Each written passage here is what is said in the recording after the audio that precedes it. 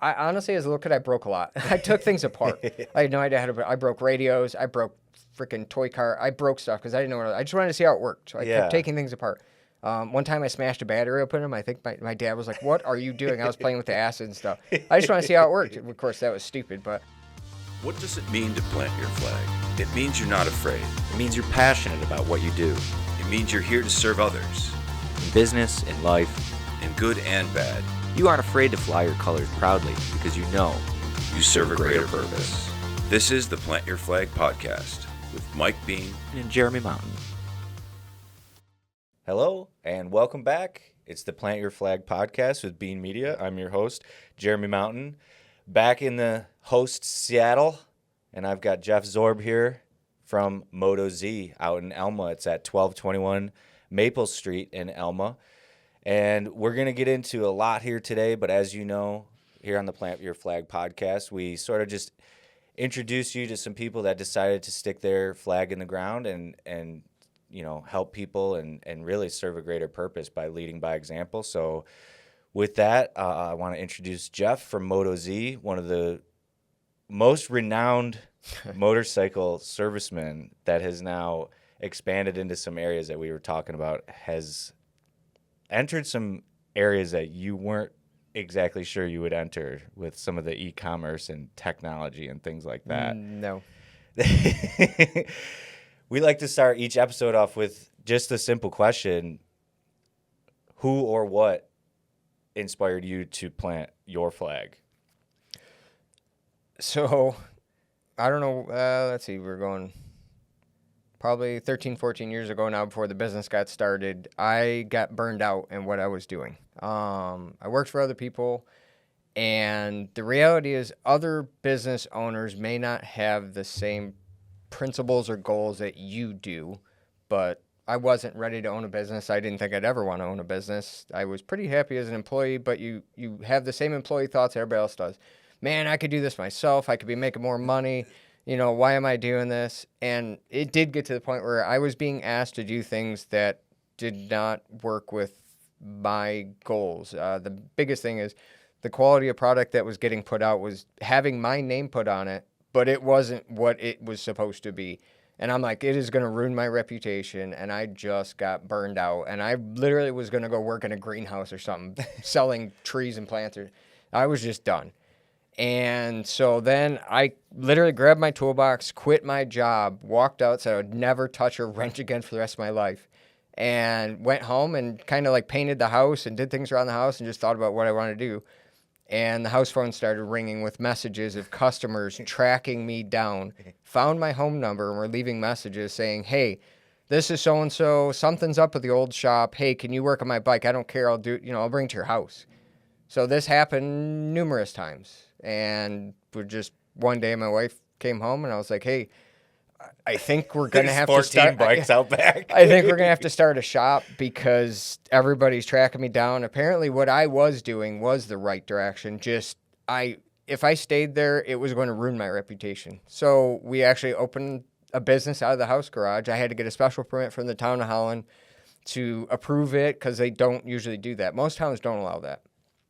And so there I was for maybe a little over a year, I think I was, from quitting my job to now starting my own business and buying equipment and buying parts, figuring out how to schedule things, dealing with a new baby. I had a 1-year-old that I was at home babysitting while at times, not every day, but right. And then we started having a babysitter stay at the house while I could continue working. My wife was at the hair salon, she was working. And that was the start of Moto Z, was out of a house garage with not a lot of tools, a good amount of know-how from working at, I think, 3 other dealerships to learn how to do things the wrong way, and just the experience you need to own and start a business. You have to do it with somebody else because there's no way you can just do this off your cuff and be like, I'm going to start a business. I'm going to be successful, and there's no way you could possibly experience all of the different things you come across unless you go work for somebody else and you rely on their knowledge of all the different things you've ever come across over the years. There is no replacement for experience. Right. How long would you say it took before that phone started to ring after you walked away? Maybe 2 to 3 months. And what do you remember? What season it was? Like, was it The busy season. Yeah, that's what I was gonna say. Like spring. Yeah, Because I was cleaning up around the house, cleaning up branches, and you're doing gardening around the house and stuff. Yeah. So it was spring, pretty early in the season, and so it was a good time of year to go and basically you go figure out how to start a business. My wife, her dad owned his own business forever, and the irony is when he left his business or left the business he worked for, he did it for the exact same reason. He was not happy with how things were being done and what he was being asked to do, and just couldn't take it anymore. It was eating his soul, I guess you'd say. yeah, To be doing things when you know it's wrong. It's just not right. The customer isn't getting what they're supposed to be getting, and you're getting paid to do the wrong thing. yeah. And just to be clear, this is the husband of Deanna, who is the brother of Jared Weber from Bradley Tree, who we did Correct. have on. So it's just interesting to hear that. I've heard that story from Jared's perspective, but Yeah. I guess I never realized that he may have had his father may have had an impact on you deciding to step away and Correct. It was, I think it depends like your situation, but some people can go through life and just kind of do it and not, Yeah. you get paycheck and you're like, well, that's okay. It's not my business. I don't really care. Right. I've never really thought that way. It was always like, I would start out at a job, not knowing what the heck I'm even doing, and then little by little, and I got forced to do jobs that I was like, I can't do that. I don't know how I'm gonna do that, and you just had to do it. You do it, and you're gonna make mistakes, a lot of them. Yeah. But then you realize, like, all of a sudden, it becomes to the point at which either you should be getting a pay raise for what you're doing, or you're gonna have to leave and find somewhere that actually appreciates. And sometimes that might mean you opening your own business, which is the hardest thing you could ever do. But Yeah. What would you say as you started out, you had the support of your wife, obviously. Mm-hmm. What would you say was the biggest thing that sort of helped you push over the line of that? I'm sure a lot of people that sort of plant their own flag, they might start it out, but then, there's something falls off here, something falls off there, and then they maybe go back. What do you think kind of pushed you over that first hurdle, or do you remember the first hurdle that sort of put you into the future? I would definitely say if it wasn't for my wife, and I mean, her dad basically taught her not how to do the business, but how to do the back end of the business, do the books, do the money, stuff like that. That's the stuff that most people, you think, oh, okay, I'm going to start a stereo shop for cars. You know how to install stereos. You know how to do that. You don't know how to run a business. You don't know how to do the books. You don't, like, all of a sudden you're like, oh my gosh, taxes you do. I never thought to separate taxes from the income and just do that in a separate account. But it's the stuff like that will bite you starting a business out. Did you ever think before this all went down, did you ever think that you would own your own business? No. Growing up? Where did you go? I mean, I got, so I'll admit, as a young mechanic when I got out of the Air Force and basically went back to playing with toys again, dirt bikes, ATVs and stuff, which as a kid was a hobby. A lot of kids that I knew did it. You would break your dirt bike, fix it, go ride it, and then of course it would break again. You didn't know why, but you would just keep doing it. But you would do it enough that you could go ride with your buddies or whatever. And I remember being a young mechanic going, I could do this. I could totally own my own business. And the reality is I wasn't even close to being able to own my own business. And you know what? I guess some of the big problems is it's like, as a business owner, you will mess up. You will break somebody's bike. You'll scratch something. You need to pay for that. You need to fix that. You need to make it right as quickly as possible, make the customer happy. If you blow that off and be like, well, there's more customers. I'm not going to take care of that. It will catch up to you. And there's a dealer who his name is being strewn through every negative post and everything right now. And I don't know how he's ever going to dig his way out of it, but it's because he wouldn't stand up for mistakes. Maybe he sold cheap, crappy products. You still have to stand up to those products because you sold them. You're responsible for them.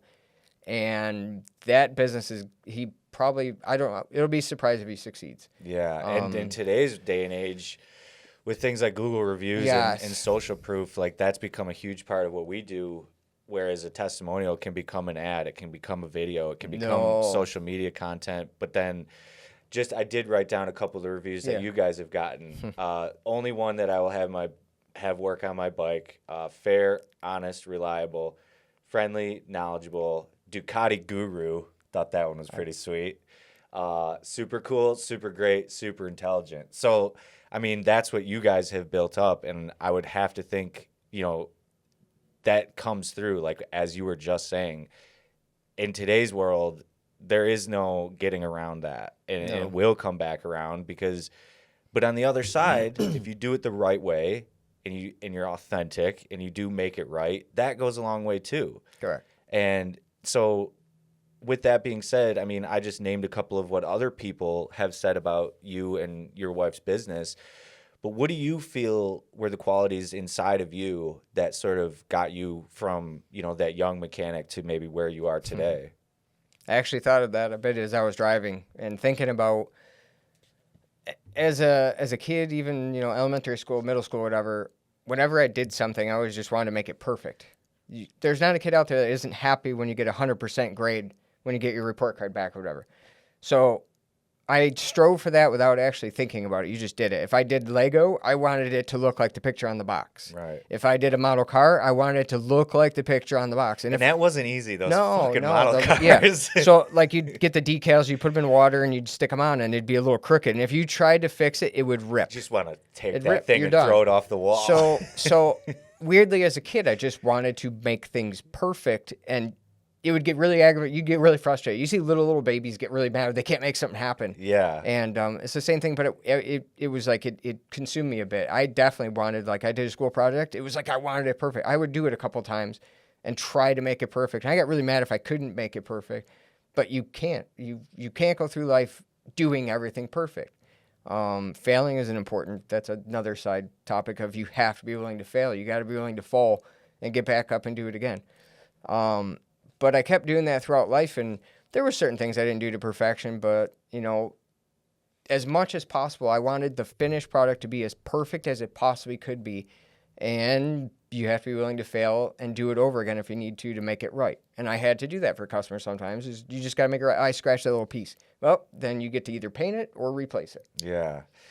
Yeah, and I think, like, that's what's so cool about what we get to do is, like, as a marketing company, like, we have to sort of learn a lot of different industries. And obviously, when I first started with Mike, we worked together a little bit, and, fast forward to now, we're sort of getting back into some things, and, like, a lot has changed between the shop and some of the products that you guys offer. Some of the still the same things with, like, Furigan and Zero. But, like, when you first became a business owner, who do you think you were then compared to now? Because, like, to me, you're the same guy. You haven't changed at all, in my opinion, but I'm sure a lot has changed since the beginning. The way I do things and how I want to do them and stuff like that has not changed. When you start a business, it's a survival. It's not like, yes, when I started my business, I'm like, oh my gosh, I would love to be a race mechanic. You see the guys on TV, and, they're out there with all this money and all this glitz and glamour and the newest tools, and yes, of course that was my goal, yes. But the reality kicks in pretty quick after a little bit when you're like, well, no, it's more survival in a business when you first start, especially. So it's like I did crappy jobs I didn't really want to do. I knew how to do them. I didn't want to do them. And so you just do it because you know that that's what you need to do to make a business succeed. So we adapted a little. It definitely put us off direction. If I had to do it again, I probably would have spent $100,000 on a website, and I'd be sitting at home living a little more comfortably probably. But I really loved wrenching. I really loved taking something that's broken and fixing it, or something that's just, it's not quite running right or whatever. And I will literally make it my life to make that bike better than it's ever run, or a four-wheeler or whatever, and be better that when the customer gets it back, he gets a big smile on his face. It's like, it's never been like that before. Yeah. That's why I did it. And so nowadays, we are going back toward what we originally wanted to do, which was more of a race shop, meaning motorcycle road course race type prep bikes, track day bikes, things like that. And so we have refocused in the last couple of years, to be honest, and really kind of weeded out. Like, I don't do a lot of ATV work anymore unless it's for a good customer. I pretty much have gotten to the point where I can weed out most of the jobs I really don't want to do anymore. Some of them, that you're going to put in 10 hours, but you're going to charge the customer for 2, because you can't in your right mind charge them for 10 hours for a bike that's worth $1,000. Right. But sometimes you'll do the job because at the end of the day, I can still make a couple bucks. I can make the customer happy. And actually, maybe it's an investment. A customer that will possibly be around. They might have kids someday, and be working. And it's happening. I have customers who I fix their dirt bikes in my basement, in my apartment, till way late at night. And he was just there at the shop yesterday with his little 2-3-year-old kid. Oh man, He's buying next boots. generation. You were planting seeds as a business that Yeah. I did it then because I loved it and I wanted to do it for those people. But now it's the long-term goal of you planted a seed as a business, and that's that reputation you can't replace. That's things like that. Yeah, it pays for itself. Now, I know, as you were saying that, like with regards to like the cost of different bikes and the cost of labor on maybe a more expensive bike. Now, Ducati was a big thing when I first met you that seemed to be somewhat of a specialty. How has that sort of now? Didn't you go to like Europe or something? I did go. I went to Bologna, Italy for training, not for Ducati training in general. I did that. Actually, that's done out of Outtakes in Florida, which I think is now closed. But there was Outtakes, and what that was is so level 1, level 2 training. When I did it, originally they would come to the dealership and do it at the dealership, and you would learn on hand. Then they updated that. When I started working for the Ducati dealer, I went to Outtakes in Florida, and you did your level 1, level 2 training alongside of in the same classrooms as Outtakes training, which is a program where they offered it to kids. I think you were in the mid 20Ks when you were graduating, and you had experience on the 4 Japanese, Harley, and then they added on a program for Ducati and some of the other exotic brands. That's where I would go to school. But then the opportunity came up for my boss. Ducati released an 80, started at 65,000, then it went to 72.5, was a rare production bike. And in order for the dealer to sell a single unit, deliver it, you had to send a tech to school, which I think the school is 10,000.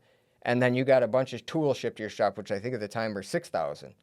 And so that's how I got to go to Bologna, Italy, was specifically for Desmo Sadici training right outside the factory where they produce the bikes. We were actually in the R&D area where they normally are doing testing and playing with new products and new bikes and stuff.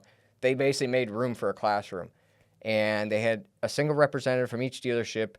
Admittedly, some of the dealers sent dealer principals, meaning the high-end CEO of the company or maybe the dealer, someone that's the not dealer owner working on things. Correct. So there was a few there that were not mechanics, but they weaseled their way into this program, and that obviously was not going to benefit the dealer at all. But right. And then I was supposed to come back to the dealership and train other mechanics how to do what I learned how to do, which I was the mechanic. There was no other mechanic. It was the owner and me. Yeah. And his dog, which he would actually sign dealer documents for Ducati with his dog's name.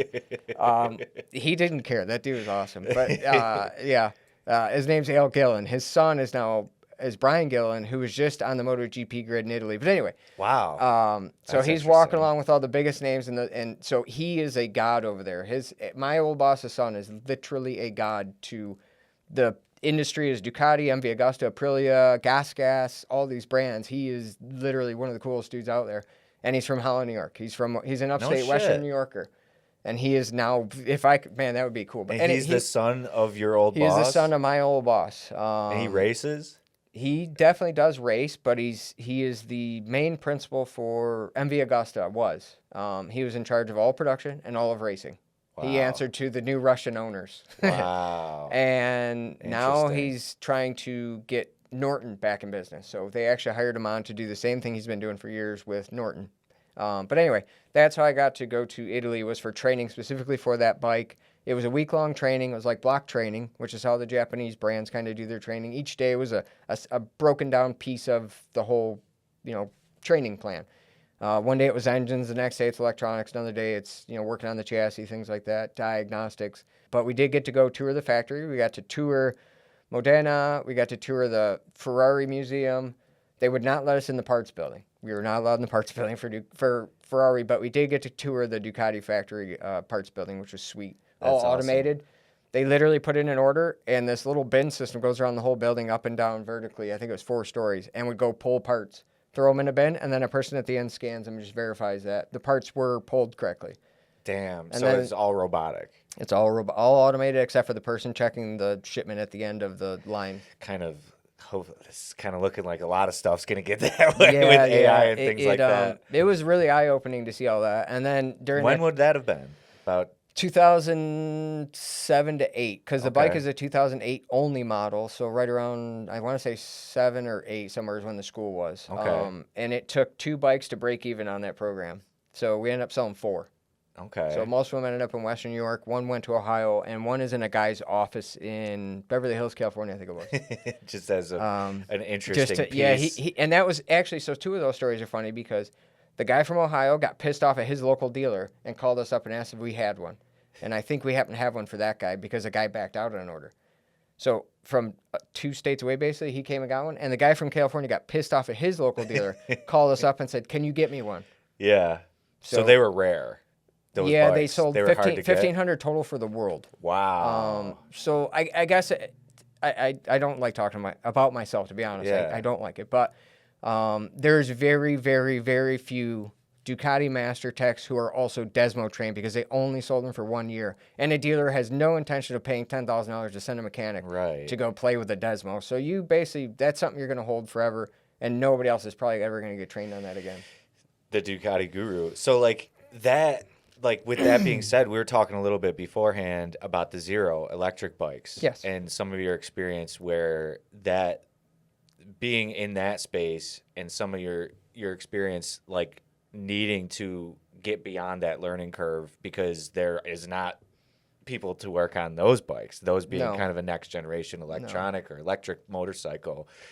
And that being, do you think that you would have been able to sort of forge through and become almost like an expert on those Zero bikes if you hadn't been through some of that training on like Ducati, even though it's a different mechanism? So I guess so to kind of summarize how I got to where I am now, like I said, in middle school and high school, or any kid, who's kind of handy, I honestly, as a little kid, I broke a lot. I took things apart. I had no idea how to, I broke radios, I broke freaking toy car, I broke stuff because I didn't know I just wanted to see how it worked. So I kept taking things apart. One time I smashed a battery open in them. I think my dad was like, "What are you doing?" I was playing with the acid and stuff. I just want to see how it worked. Of course, that was stupid, but yeah.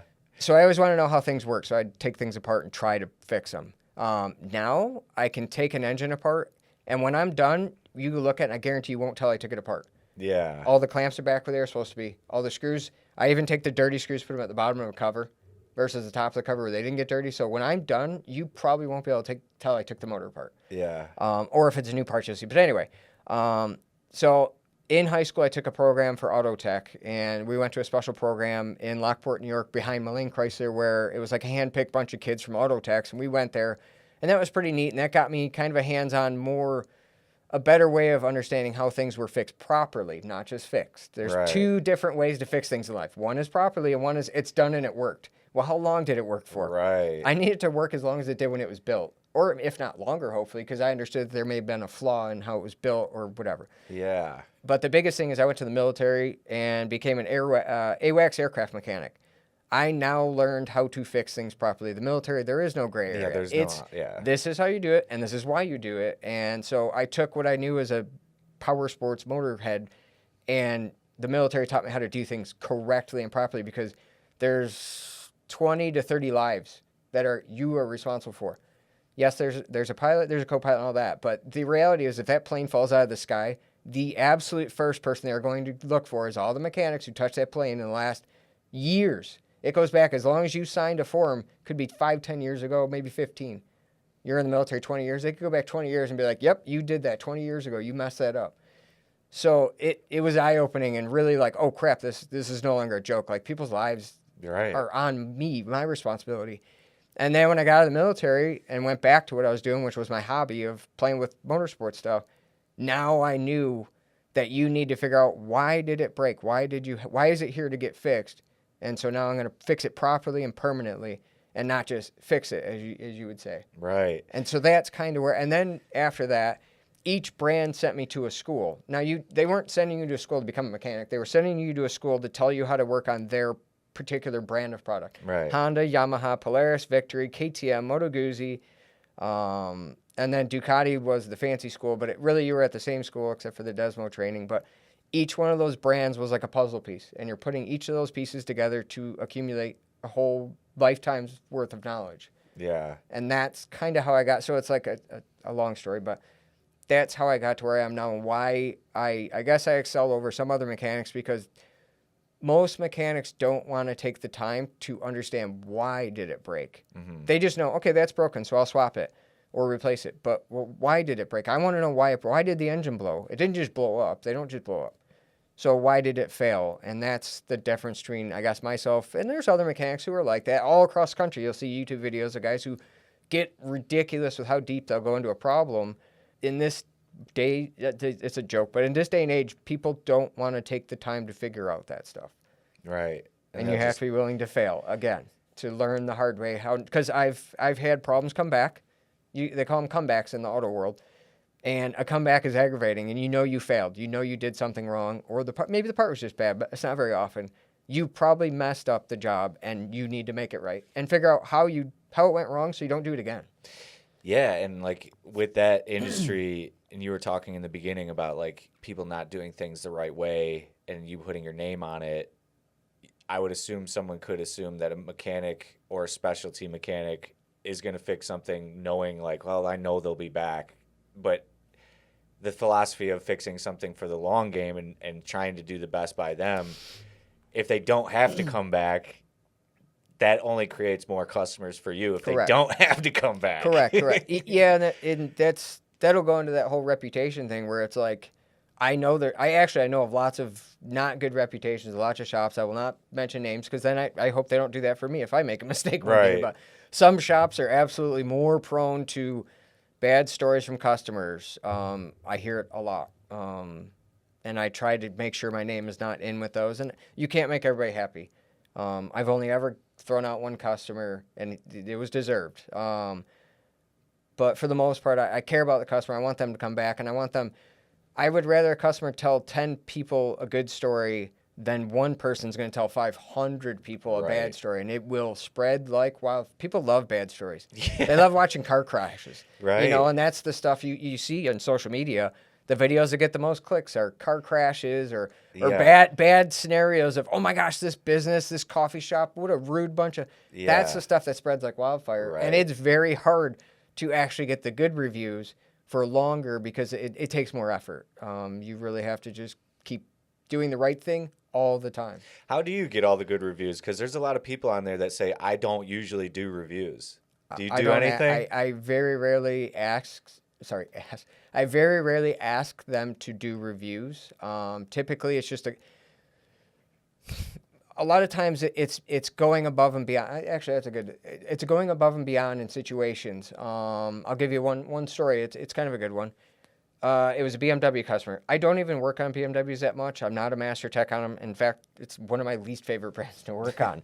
But a guy was coming cross-country, and we get a lot of guys who come out of, like girls and guys, they come out of New York City, and they do cross-country trips. And for some reason, they'll come through our area, I think because they want to get near Niagara Falls and stuff. Mm-hmm. And a guy broke down just outside of Hamburg on the 90.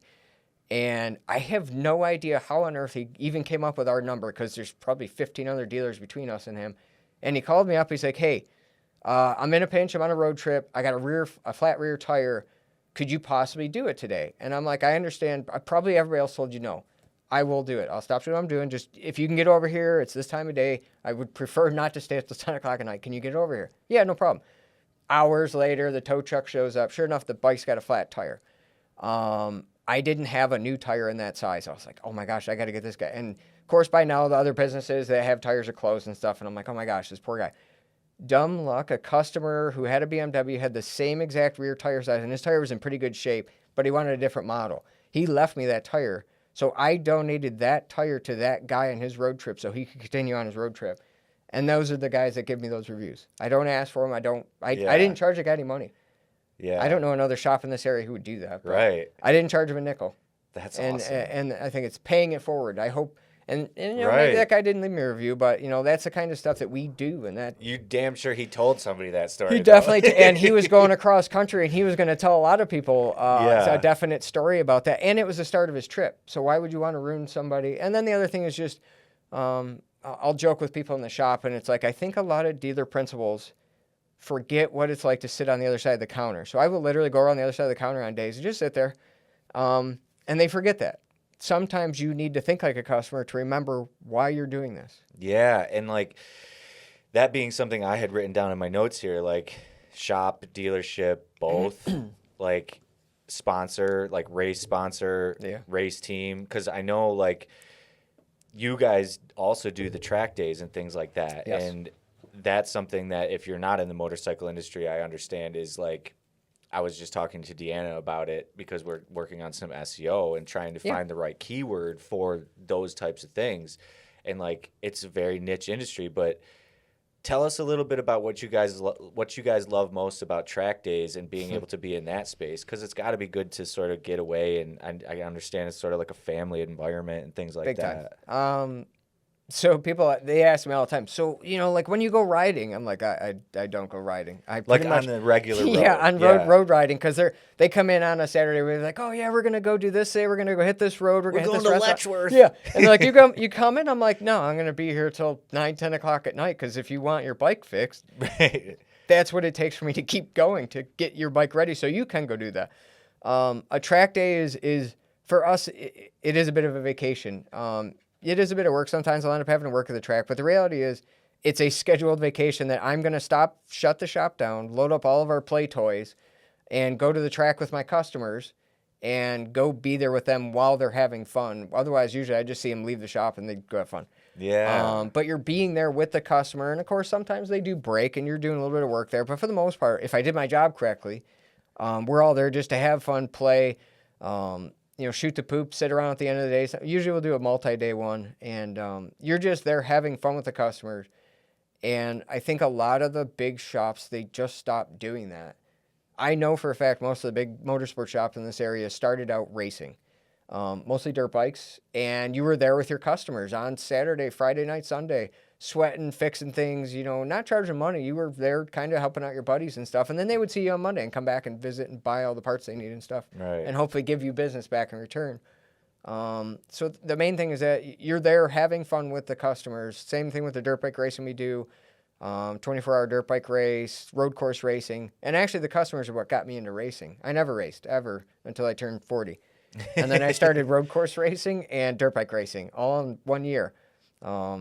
And it's and I'm actually glad I didn't do it when I was young, because I would have gotten hurt really bad. I was just going to say, that's why I never got on a motorcycle, because my parents were like, you're going to hurt yourself. Yep. I'm actually a much more responsible racer as an older person than I would have been as a young kid, like every other kid. I just had 2 customers this week. They both injured their ankles motocross riding. Thank goodness I didn't do it when I was young, because I probably wouldn't be able to do what I'm doing now. Right. What's the fastest you've gone on a bike? Probably about 180. Holy shit. At Mid-Ohio's got a really big back straight, so when I looked down at the dash last, it was like 180 right for the end of the straight where you turn right. Now, what does that feel like to you? Like, what is that? Like, does it start to look like everything is actually slowing down? Yeah, correct. You kind of get like a tunnel vision type of deal. It sounds like a stupid movie quote or whatever, but the reality is it actually gets quiet. The way a sport bike bodywork works is ram air doesn't work until about 120 miles an hour. So the big spoilers and all that stuff you see, none of that works until about 120. Once you get over 120, the aero package, the aerodynamics of the body will actually start pushing the bike down and creating a bubble around you, and it gets quiet. You actually get kind of quiet in there, and you're looking at not looking at the dash, but it's right in your face, and it really does become a blur. The coolest experience racing that I've had yet, and the speed is cool. When I started riding motorcycles, 100 miles an hour felt like you were doing 200. Yeah. Now, 180 miles an hour feels like you're doing 80. You become accustomed to it. It just becomes more natural. With anything, you push yourself and you become more natural at doing something you thought was not possible. I never thought I'd be motorcycle racing, let alone turning 40 and picking up motorcycle racing. Yeah. And actually, we did pretty good with a multi-rider team for a twins class bike. We actually took a couple of first-place rides. That would be a whole nother episode. We could probably do that another day. That was a long, funny story. But but the coolest experience racing I ever had was at Pittsburgh, which is known as Pit Race. We're on a little bike. It doesn't make a lot of power, so we're one of the slower teams out there. But we do all right. We hold our own. I got on the straight, and it's a shorter straight, so you're probably doing 130 to 40. And all of a sudden, I'm in a full tuck, and the bike starts like leaning and pulling to the right. And I'm like, what the? I didn't understand why it was doing that. And the next thing it was because there was another bike coming up on me close enough that he created a pocket, and it was pulling my bike into the pocket of air he was creating. And it was the coolest, weirdest feeling, and I just kind of leaned away from him a little bit to make sure it wasn't going to pull into him. And then he went by, and the drag went away. And I was like, that was nuts. That was super cool. Yeah, that's and it was just wild. a neat, and you see it on TV, and you see the guys really close to each other, and you really I truly experienced it. I was like, That was the coolest thing I think I've ever experienced on a track. Also terrifying. And it was for a second. I was like, what is going on? And then all of a Yeah. sudden I could see the corner of my eye was the front of his bike coming up. I'm like, that was pretty freaking cool. That's nuts. Now, I want to, there's a couple questions I want to ask regarding business at the end, but to transition, I do want to make sure that we talk about what you were telling me about with some of the customized, to give that experience in a way that you're talking about with some of the Clake products and some of the custom things that you personally created, and for some of the other military, guys and girls that may have lost function in legs. Okay. Tell us a little bit about that, because that's that experience. Maybe not at 180. Yeah, correct. So we'll do. I'll do a little bit of an intro into it.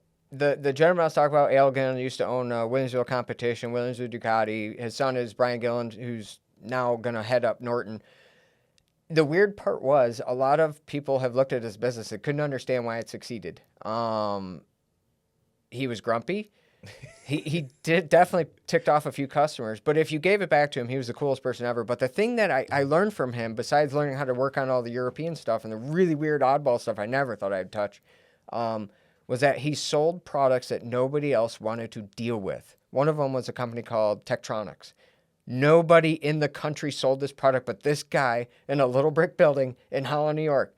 And after I started understanding more and more, he was like, he did it because the customer wanted the product, but he did it inadvertently, didn't realize he was selling things that nobody else did. So even though they might have hated him, they had to call him and had to deal with him because he had a product that nobody else had. And I'm like, so I made that kind of one of my business goals, or whatever you want to call it, ambitions, was I wanted stuff that nobody else had, because then I don't have to fight with other people.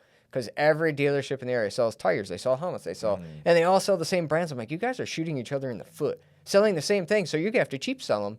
Right. Because you got to sell $5 cheaper than, that dealer had it. I'm going to drive. I will literally spend $20 of gas to save $5, and they do it all the time. Yeah.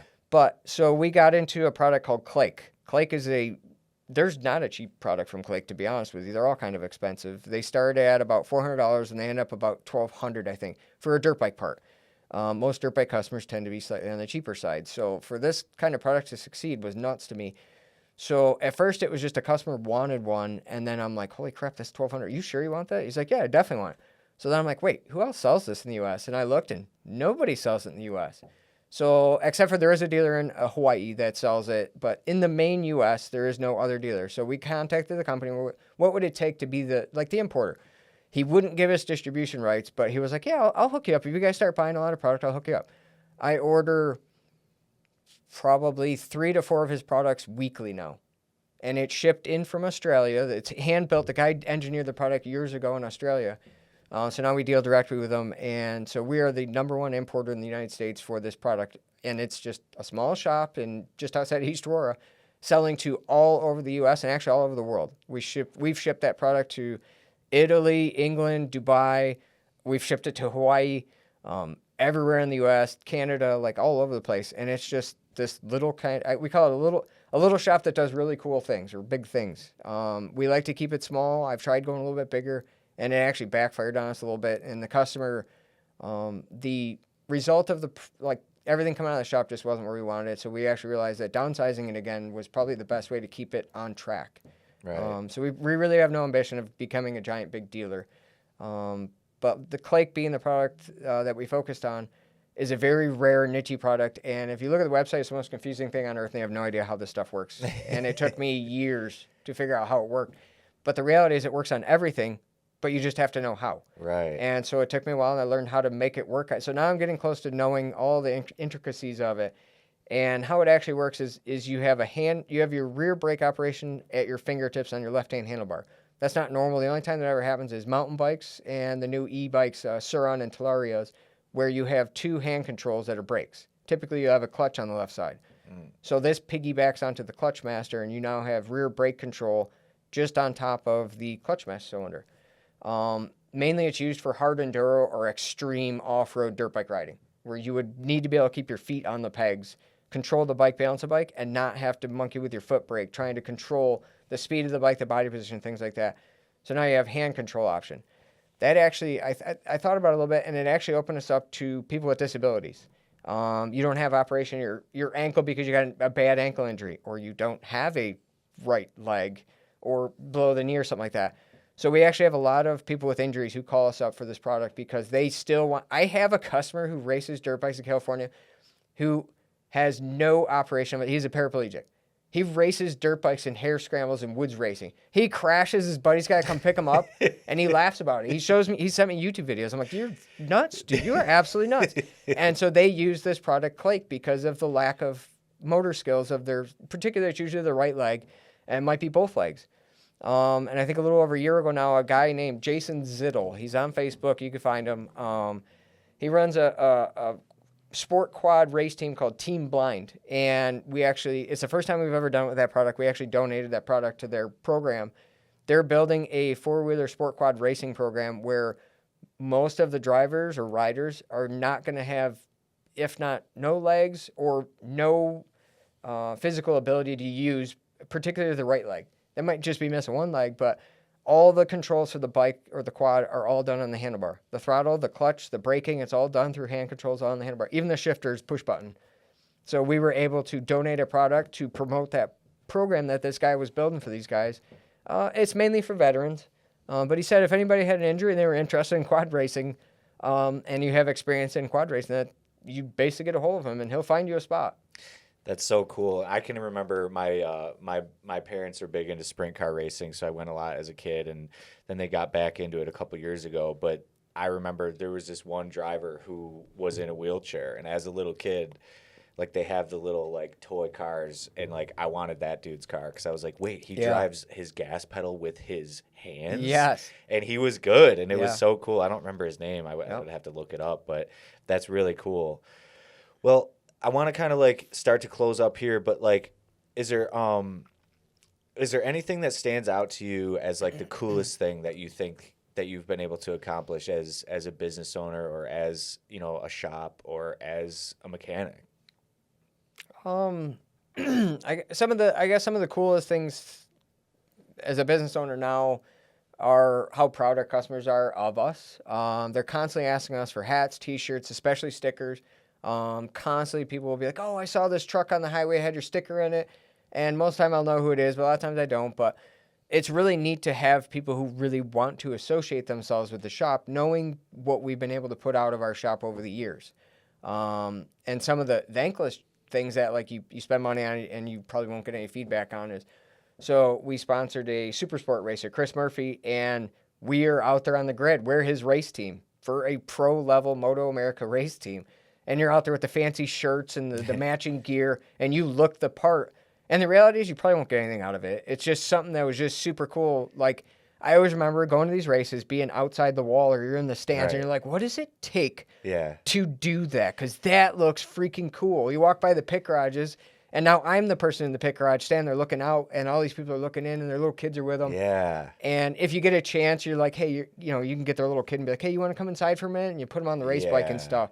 And that's the kind of fun memories that I've gotten out of doing it, is being on the other side of the fence that I never thought I would ever be able to be in. And then to sit there and go to races. And so we sponsor a snowcross, snow bike racer, Jesse Kirschmeyer, who's well-renowned in this area as a local big time. He was a pretty good motocross racer, but then he became the snow bike cowboy. He is the winningest snow bike racer ever in history, and will always be, because they basically discontinued it. And he won all but 1 year. He went to X Games, brought home a silver medal and a bronze medal. And the coolest part is our name was on his graphics. It's on the bike. It's on the tunnel of his snowmobile. Admittedly, we wish we could help him so much more. We wish we could pay for his whole race program. Right. We don't have that kind of money. We would love to, because we like being a small shop. We like staying that way. And it is just the neatest thing to people be like, oh my gosh, that's your name on those people's things. I'm like, that is really cool. And you probably won't get anything out of it. But the reality is it's neat to have the association that your shop name is being broadcast out there with some of the biggest names in the industry. And I always wondered how that happens. How does things like that happen? And then as our shop, we've become a shop that specializes in everything that's weird and odd, hard to find, complicated, and absolutely it has to be high quality. I pretty much will almost refuse to sell you junk. If I know it's a crappy part, crappy helmet, crappy gear, I'm going to tell you I'm not going to sell it to you. You can go to I'll give you directions to the other shops. Yeah. Because I don't want my shop name associated with those products. And we've had a couple products that turned out to be not so good, and I discontinue them as quickly as possible and try to help the customer out in replacing them in some way. It hasn't happened very often, but it does happen. Well, it is sort of interesting, like being in branding and like the brand has evolved over the years, but like the way that you just described that and being like sort of unique, we fix the things that are very unique. The Z letter just in general is probably the most unique, maybe X, I don't know, but I would say Z is the most unique letter. So it kind of does make sense, oddly enough. It just develops naturally, and I think that's what, like, we love working with people like you guys, because we know in the same way, like, whatever we do as a marketing company, we could do the best job ever marketing someone, but if they don't do good work and they don't do right by people, or they don't close on the leads, or do it the good way, they're not going to last with us, because we can't fix that. No, you'll be a flash in the pan. I've seen many a motorsports dealership. I've seen many a business come and go. I've seen customers come and go. But I every year, 3 to 5 little motorsports shops will pop up, and what that is that was me as a kid working for another shop thinking, I could do this on my own. I totally could. And the reality is, you're not even close to understanding where you need to be to do what the big shops do and why they are where they are. Some of the big shops have been through multi-generational periods where you literally were buying snowmobiles out of somebody's house garage, or a motorcycle. The mom, grandma's cooking you cookies, you're eating sandwiches, and you're literally signing paperwork on a kitchen table. Yeah. That's how those businesses started 3 generations ago. That is not a joke. Nowadays, this is a different world. Social media can hang you so fast. Your reputation will hurt you.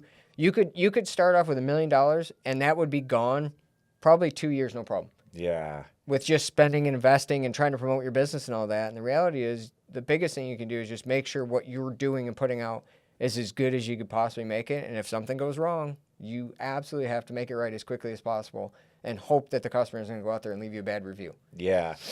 I was actually going to ask if you had advice, but I feel like that was really good advice. In 10 years, you've made it this far. What do you see like 5-10 years down the road for Moto Z? What would be the dream? I guess that's a good question. I'm not even sure how to properly answer, because it's one of those things that we've been in business since 2012 roughly. Everybody was like, you got to make it to that 3-year mark, I guess. And then it was the 5-year mark. And now it's 10 years. It's past. I'm not going anywhere. Yeah. I may move the business someday. That might happen, but I am not going anywhere. In my business, it is known that you're probably not going to get to retire. You're going to be wrenching forever. Cause it's not a great business for becoming super rich. There's not giant margins in it. There isn't some magical wand that there's magical money somewhere. Right. It's a business that you have to work hard at. You're going to be there till 9, 10 o'clock at night at times. And then in the wintertime, slows down a little bit. And you get to go home early and eat dinner at like 6 o'clock. But I guess a future would be to just be one of those, like, we ship products, that Clake product, to all these neat dealerships all around the country. And the majority of the really cool ones we've had the most fun with and talking to and stuff are all small. Yeah. They're all small, but mom and pop's brick and mortar businesses that are absolutely having the most fun doing this job. I guess that would be a goal. Would be in 10 years from now, if I still have a smile on my face and I'm still enjoying what I'm doing, that would be success, because there's no telling where this has gone. In 2008, when the Sedicis came out, the market crashed. Right. And we've had another market crash. Right. It's more survival. It's been more of a survival thing than anything else. So it's instead of focusing on these goals and ambitions, it's been, how can I succeed and survive? And what's been doing it is our reputation was huge, and selling products that nobody else wants to deal with. Yeah. Furigan, Clake, Translogic, Tektronix, like all these weird brands that we sell that nobody else wants. Furigan is one of the biggest pains. It's a French clothing company. They're impossible to deal with. Just a nightmare. And then we would come in the morning and try to send a quick email because they're leaving when we're coming in. And it was this communication problem. I do speak a little French, but it really didn't matter. But it's these companies that are very difficult to deal with. And that's what keeps us going, is it's like, well, if nobody wants to deal with it, then I'll deal with it. I'll fight it and get grumpy and swear a little when nobody's around. But those are the things that will keep Moto Z going long beyond when all these other businesses come and go.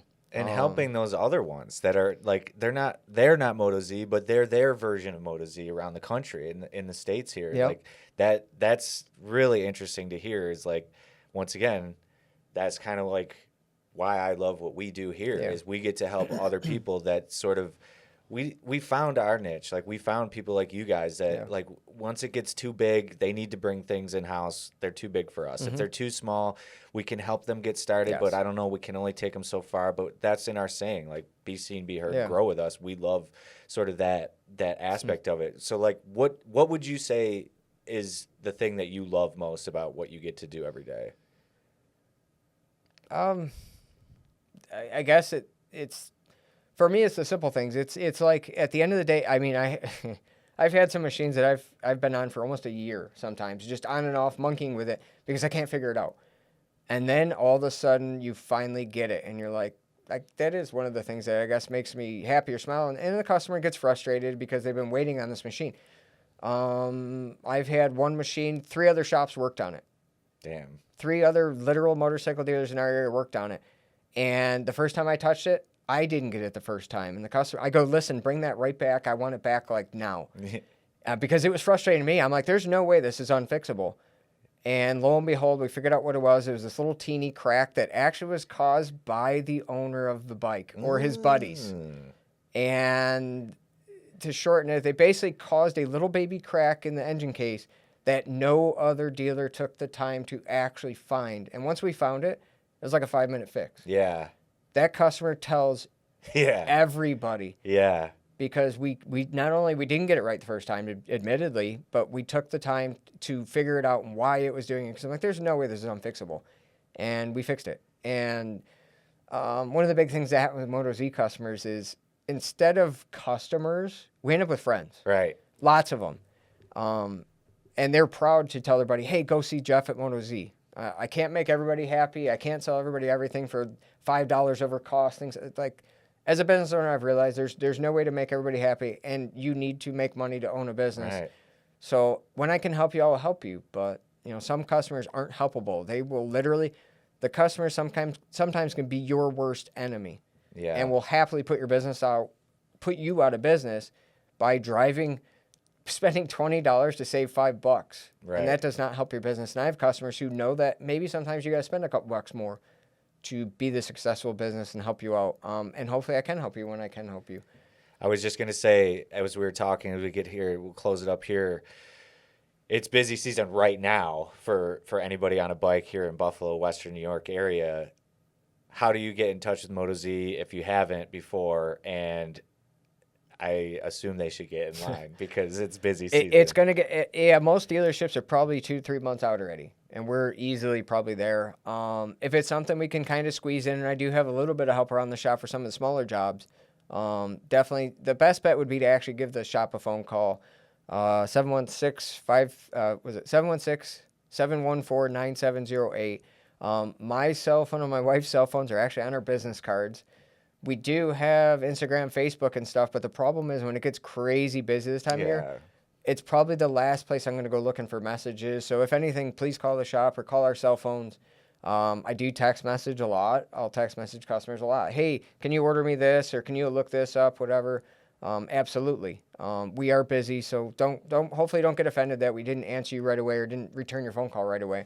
And don't be afraid to bug us and remind us, hey, remember that I called a week ago and you were supposed to look that up. Give me a call back, bug me again. We'll get it done. We'll make it right. We'll make you happy, hopefully, at the end of the day with what you get. But probably the shop phone number. We do have email. motoz.net is our website. You can email us through that. There's all kinds of parts and things on there, too. Correct. We do have an e-store, a web store on motoz.net. Check it out. Yep. Check it out. And if you have any questions, the Ducati guru, Jeff Zoreb. If there's one thing, last question, one thing that you would want people to remember about Moto Z, what would it be? Hopefully that we're one of the most welcoming, friendliest shops and willing to go the extra mile if you have a question for us. Find the product that nobody else wants to find for you, or help you out if I can help you out. Awesome. Well, I appreciate your time today, Jeff. It's your off day today? I am technically closed today, but I'll be going to the shop again for a little bit to go deal with some parts, maybe do a couple quick repairs, and then I'm going home to help my daughter fix a tree house in the woods. Awesome. And put a roof on that today, Well, hopefully. You can't put a price on that. No. Well, good luck. I appreciate you stopping down. And No problem. Thanks a lot. And thank you for listening, watching. Remember to like, comment, subscribe, tell a friend about Plant Your Flag. And if you've got, a longtime friend, family that wants to hop on and tell their story of planting their flag, let us know. We'll see you.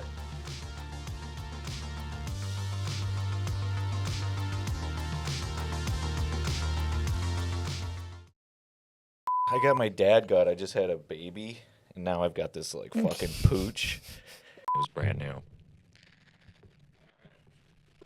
Do I sound loud enough? Good burn enough. You gain as much weight as your wife. Yeah, dude. I'm like, If you want, you can angle your chair in where it was just like the placement of it. Torch chair. Oh. Yeah, torch chair. So yeah, just I'm getting mad at myself because I see myself and I'm like, you fucking idiot. You're looking down again. So I put a note here, look up, and I put a note here, look up. He sits right on top of it, and I'm like, maybe this is natural. Maybe this is like Yeah. a caveman thing for him to be able to just have Yep. a little saddle there. A little squishier so he's comfy. Yeah, exactly. Then you could chop it up and make it something usable.